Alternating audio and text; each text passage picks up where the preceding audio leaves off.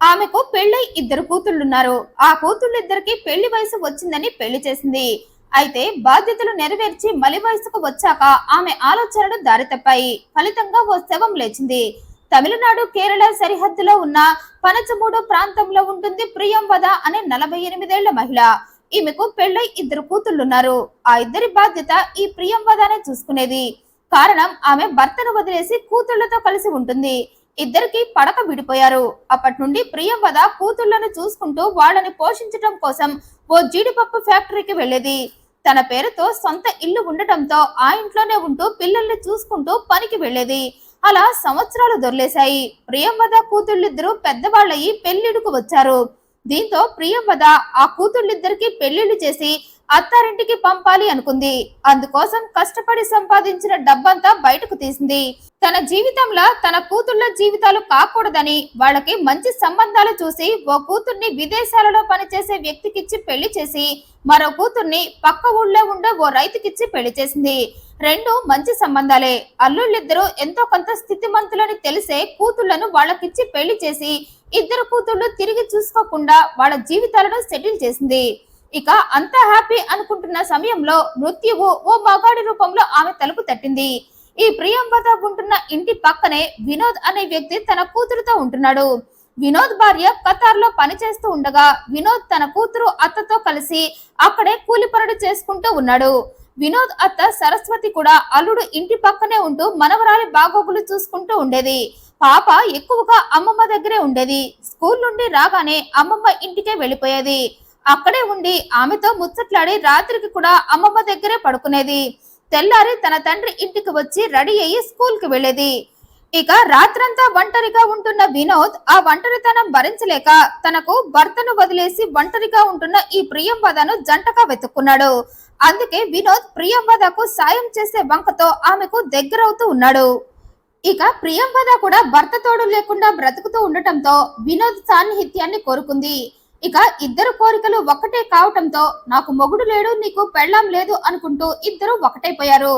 ఇక ప్రియంవద అప్పటికే బాధ్యతలన్నీ నెరవేర్చడంతో ఆమె పనికి వెళ్లి సంపాదించిన డబ్బంతా పోగేస్తూ ఉంది. కొంత చీటీలు కూడా కట్టి ఆ డబ్బు కూడా పోగేసింది. అయితే ఈ క్రమంలోనే ఓసారి ప్రియుడు తనకు అత్యవసరంగా డబ్బు అవసరం ఉందంటూ ప్రియంవదను డబ్బివ్వమని అడిగాడు. ఇక డబ్బు అడిగింది ప్రియుడే కావటంతో వెంటనే అతను అడిగినంత డబ్బిచ్చింది ప్రియంవద. ఇక అప్పటి నుండి ప్రియుడు వినోద్ తనకు అవసరమైనప్పుడల్లా ప్రియంవదను డబ్బు అడుగుతూ వస్తున్నాడు. ఆమె కూడా ఇస్తూనే ఉంది. అలా ఇద్దరు తమ రిలేషన్ ని కొనసాగిస్తూనే ఉన్నారు. అయితే కొంతకాలానికి వీరి సీక్రెట్ రిలేషన్ బయటపడింది. ఊళ్ళో వాళ్ళందరికీ వీరి మధ్య ఉన్న మ్యాటర్ తెలిసిపోయింది. అలాగే అదే ఊళ్ళో ఉంటున్న ప్రియంవద బంధువులకు వినోద్ బంధువులకు కూడా వీళ్ళ మ్యాటర్ తెలిసి ఇద్దరిని తిట్టారు. ఇక ఊళ్ళో వాళ్ళు కూడా ఈ ఇద్దరు గురించి రకరకాలుగా మాట్లాడుకోవటం మొదలు పెట్టారు. దీంతో తామిద్దరి పరువు పోతుందని ఈ ప్రేమికులిద్దరూ గ్రహించారు. అందుకే తమ రిలేషన్ కి ఫుల్ స్టాప్ పెట్టాలి అనుకున్నారు. మరీ ముఖ్యంగా ప్రియంవద, నాకు ఇద్దరు అల్లుళ్ళు ఉన్నారు. ఈ స్టేజ్ లో నాకు నీతో ఎఫైర్ ఉందని ఊళ్ళో వాళ్ళ ద్వారా నా అల్లుళ్ళకి కూతుళ్లకు తెలిస్తే నా పరువు పోతుంది. అందుకే ఇక నుండి మనిద్దరం ఎవరికి వాళ్ళమే ఉందాం, ఈ రిలేషన్ మనకు వద్దే వద్దు అంది. అందుకు వినోద్ కూడా సరే అన్నాడు.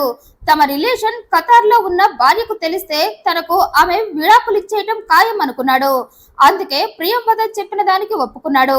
అయితే ఇక్కడే ఈ ఇద్దరి మధ్య ఓ విషయంలో గొడవైంది. అదే డబ్బు విషయంలో గొడవైంది. ప్రియంవద, మనిద్దరం ఎలాగో విడిపోతున్నాం, అలాంటప్పుడు నేనిచ్చిన డబ్బు నీకు అప్పే అవుతుంది. అందుకే వెంటనే ఆ అప్పు తీర్చు అంది.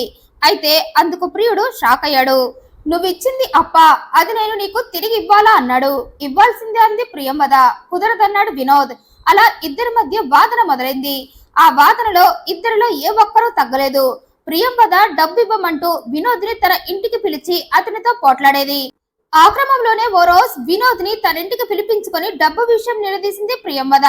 నా డబ్బు ఎప్పుడు తిరిగిస్తావని అతన్ని గట్టిగా అడగటంతో అప్పటికే డబ్బు విషయంలో గొడవయ్యి విసిగిపోయిన వినోద్, నిన్ను చంపితే అసలు నేను నీకు డబ్బు ఇవ్వాల్సిన పని ఉండదు అంటూ ప్రియంవద తలను పట్టుకొని పక్కనే ఉన్న గోడకేసి కొట్టాడు. దీంతో ప్రియంవద స్పృహ కోల్పోయింది. దీంతో వినోద్ స్పృహ కోల్పోయిన ప్రియంవదను తనింటికి తీసుకువెళ్లాడు. ఆ టైంలో కూతురు స్కూల్ కి వెళ్లిపోవడంతో ఆమెను బెడ్రూమ్ లోకి తీసుకువెళ్లి ఆమె గొంతు కోసి చంపి శవాన్ని గోనె సంచిలో పడేసి దాన్ని మంచం కిందకు తోసేశాడు. సాయంత్రం కూతురు స్కూల్ నుండి ఇంటికి వచ్చింది. ఇక కూతురు వచ్చే టైంకి వినోద్ ఇంటికి వచ్చేశాడు. తన గదిలోకి వెళ్తున్న కూతుర్ని ఆ గదిలోకి వెళ్లొద్దు, గది బాగోలేదు, శుభ్రం చేయాలి అన్నాడు. ఇక అదంతా నిజమే అనుకున్న పాప ఆ గదిలోకి వెళ్లకుండా అమ్మమ్మ ఇంటికి వెళ్లిపోయింది. అలా ఓ రోజు గడిచింది. శవం కుల్లటం మొదలైంది. వాసన కూడా మొదలవడంతో వినోద్ కి ఏం చేయాలో అర్థం కాక గదిలోకి వెళ్లి అగరొత్తులు వెలిగించాడు. శవం కుళ్ళిన వాసన బయటకు రాకుండా అలా చేస్తూ శవాన్ని ఏం చెయ్యాలా అని ఆలోచిస్తూ ఉన్నాడు. అయితే తండ్రి గదిలో నుండి దుర్వాసన రావటం, పైగా తండ్రి పదే పదే గదిలో అగరొత్తులు వెలిగిస్తూ ఉండటం చూసిన కూతురికి డౌట్ వచ్చింది. అందుకే ఆమె తండ్రి లేనప్పుడు అతని గదిలోకి వెళ్లి మొత్తం చెక్ చేస్తూ వంగి మంచం కింద చూసి షాక్ అయింది. కారణం, మంచం కింద ఆమెకు చెయ్యి కనిపించింది. వినోద్ ప్రియంవద శవాన్ని సంచిలో పడేసి మంచం కింద తోసేసే క్రమంలో ఆమె చెయ్యి సంచిలో నుండి బయటకు వచ్చింది. ఇక ఆ బయటకు వచ్చిన చెయ్యినే కూతురు చూసి వెంటనే అమ్మమ్మ ఇంటికి పరుగులు తీసింది. ఇంట్లో ఉన్న అమ్మమ్మ దగ్గరకు వెళ్లి నాన్న గదిలో మంచం కింద చెయ్యి ఉందని, మూటలో శవం ఉందని చెప్పటంతో వెంటనే సరస్వతి అల్లుణ్ణి ఇంటికి పిలిపించి మంచం కింద చెయ్యి సంగతి ఏంటని అడిగింది. పైగా నువ్వు పదే పదే అగరొత్తులు వెలిగిస్తున్నావని నీ కూతురు చెప్తుంది, ఎందుకలా చేస్తున్నావు, ఆ శవం ఎవరిదని అల్లుణ్ణి నిలదీసింది. అయితే అందుకు అల్లుడు, శవం ఏంటి, అసలు నా మంచం కింద చెయ్యి కనిపించడం ఏంటి, నా కూతురు ఏదో చూసి పొరపడింది, నేనేదో పూజలు చేసుకుంటూ అగరొత్తులు వెలిగిస్తున్నా అంతే, ఆ మాత్రానికే నన్ను నిలదీస్తావని అత్తపై అరిచి అక్కడి నుండి వెళ్లిపోయాడు. అయితే అల్లుడి మాటల్లో తడబాటుని గమనించిన అత్త అతడు చెప్తుందంతా అబద్ధమని తెలుసుకుంది. అందుకే వెంటనే తను ప్రార్థన చేసే చర్చికి వెళ్ళింది. అక్కడ చర్చి ఫాదర్ తో జరిగింది మొత్తం చెప్పి అతన్ని వెంట పెట్టుకుని అల్లుడు ఇంటికి వచ్చింది. ఇక ఆ టైంలో అల్లుడు గదిలో తలుపులు వేసుకుని అగరొత్తులు వెలిగిస్తూ ఉన్నాడు. అదే శవం కుళ్ళిన వాసన రాకుండా ఉండాలని.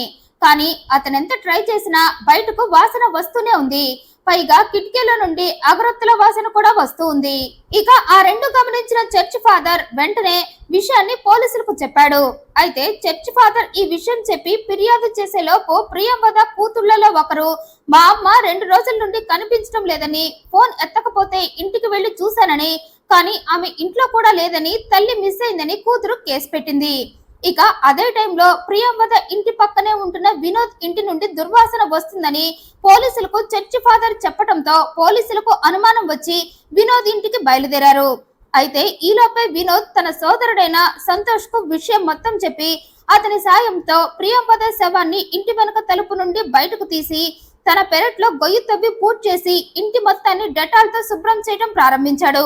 ఇక సరిగ్గా అదే టైంలో పోలీసులు రావటం, వినోద్ ఇంటిని డెటాల్ తో శుభ్రం చేస్తూ ఉండటంతో అది చూసి పోలీసులకు మరింత అనుమానం పెరిగి నీ మంచం కింద శవం సంగతి తేల్చమని తమ స్టైల్లో అడగటంతో వినోద్ తన నేరం ఒప్పుకున్నాడు. ప్రియంవదను చంపి మంచం కింద దాచి వాసన రాకుండా అగరొత్తులు వెలిగిస్తూ అడిగితే పూజ చేస్తున్నా అని మేనేజ్ చేస్తూ సోదరుడి సాయంతో శవాన్ని ఇంటి వెనక పూడ్చి చేశానన్నాడు వినోద్. దీంతో పోలీసులు ఇంటి వెనక ఇద్దరు కలిసి పూడ్చిన ప్రియంవద శవాన్ని బయటికి తీయించి హ్యాండ్ ఓవర్ చేసుకున్నారు. ఆమెను ఎందుకు చంపావని ప్రశ్నించగా ప్రియంవద తనకిచ్చిన డబ్బును తిరిగి ఇవ్వమని అడిగిందని, ఆమెతో ఎఫ్ఐఆర్ కి ఫుల్ స్టాప్ పెట్టుకున్నాక తన డబ్బు ఇవ్వమని డిమాండ్ చేసిందని, అందుకే ఆమెను చంపేశానన్నాడు వినోద్. తన తల్లి మరణ వార్త తెలిసి కూతుళ్ళిద్దరూ వచ్చారు. తల్లి శవాన్ని చూసి ఏడ్చారు. జరగాల్సిన కార్యక్రమాలన్నీ జరిపించారు. నేరం ఒప్పుకోవడంతో పోలీసులు వినోద్ ని, అతనికి సాయం చేసిన సోదరుడు సంతోష్ ఇద్దరిని అరెస్టు చేశారు. ఈ వీడియోపై మీ అభిప్రాయాన్ని కమెంట్ రూపంలో తెలియజేయండి. మరింత ఇంట్రెస్టింగ్ అండ్ జెన్యూన్ ఇన్ఫర్మేషన్ కోసం ఈ వీడియోను లైక్ చేయండి, షేర్ చేయండి, ఛానల్ సబ్స్క్రైబ్ చేయండి. Thank you for watching.